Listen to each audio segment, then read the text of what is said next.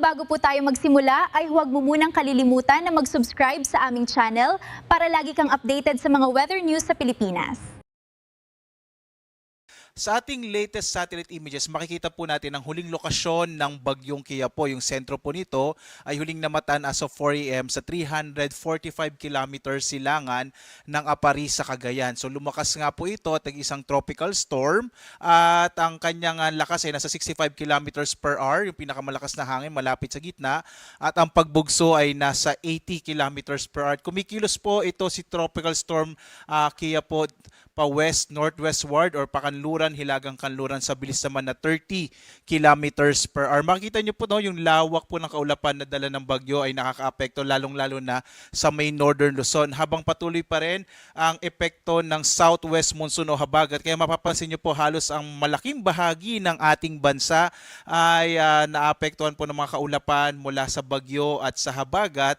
Kaya po ngayong araw inaasahan natin na malaking bahagi ng ating bansa ay makararanas ng maulap na kalangitan na may kalat-kalat na mga pag-ulan, pag-inat, pagkulog. Lalong-lalo na po dito sa may northern Luzon kung saan dadaan nga ang bagyong Qiapo. Ito po yung ating latest track ng bagyo. Makikita po natin dito, isa na pong tropical storm ang bagyo at posible pong mamayang hapon pinakamalapit ang sentro ng bagyo sa may bahagi ng Babuyan Island. So ito po nakikita niyo itong lumalaki po na ito. Ito po yung tinatawag natin na cone of confidence or cone of probability. Sa loob po niyan maaring dumaan yung sentro ng bagyo. Kaya po may posibilidad pa rin na maglandfall in any of the islands po ng Babuyan Islands, or pwede po malapit lang sa mga isla or close approach lang po sa mga isla ng Babuyan. So ngayong araw po pinakamararanasan ng mga kababayan natin, lalong-lalo na po sa may northern Luzon, particular na sa Batanes, Babuyan Islands at mga bahagi ng Apayao, Ilocos Norte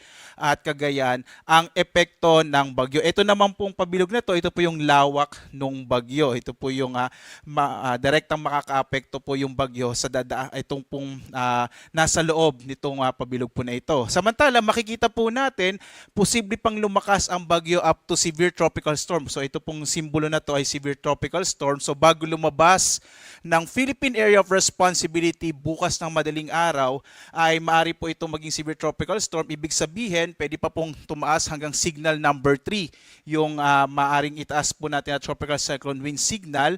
At paglabas po ng PAR ay posible pong maging typhoon category yung bagyo. Ibig sabihin hanggang signal number 4 po yon yung kanyang lakas, bago tuluyang maglandfall sa may bahagi po sa may southern part ng mainland China. So ito po yung inaasahan nating magiging track ng bagyo. At kahit po nasa labas na ng Philippine Area of Responsibility ang bagyong Qiapo, ay palalakasin pa rin ito yung habagat. Kaya po posible hanggang ngayong weekend, kahit nasa labas na po yung bagyo by tomorrow, ay magiging maulap pa rin sa malaking bahagi ng Luzon, lalong-lalo na po yung western section ng northern and central Luzon.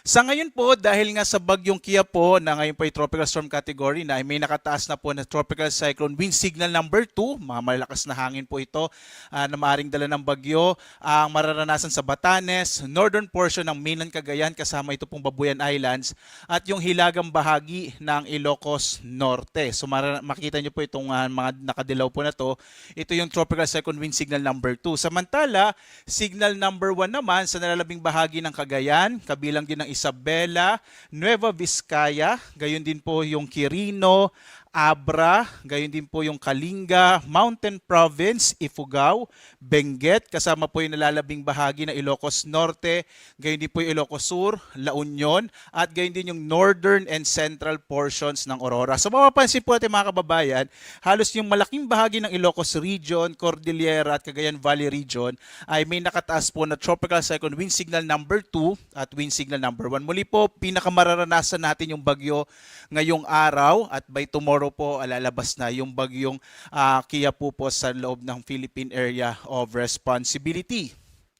Samantala, Kahit po yung mga lugar na wala pong nakataas na tropical second wind signal ay maaari pa rin po makaranas ng mga pagbugso ng hangin dahil po sa pinagsamang epekto ng bagyong Qiapo at gayon din po itong southwest monsoon o habagat. So today, malaking bahagi natin masay makararanas po ng mga pagbugso ng hangin, lalong-lalo na po sa may area po ng malapit po sa mga baybayin at sa may mga kabundukan kung saan po exposed po sa mga pagbugso ng hangin.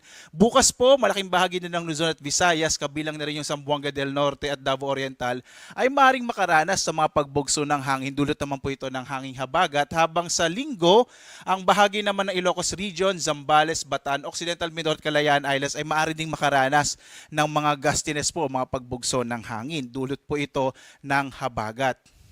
Samantala, as of 5 a.m. naman po ay may naka-issue po tayo na ito po yung ating weather advisory na ibig sabihin po nito, ito yung mga heavy rains po na nararanasan, na posibleng mararanasan po dito particular na sa ilang bahagi po ng ating bansa.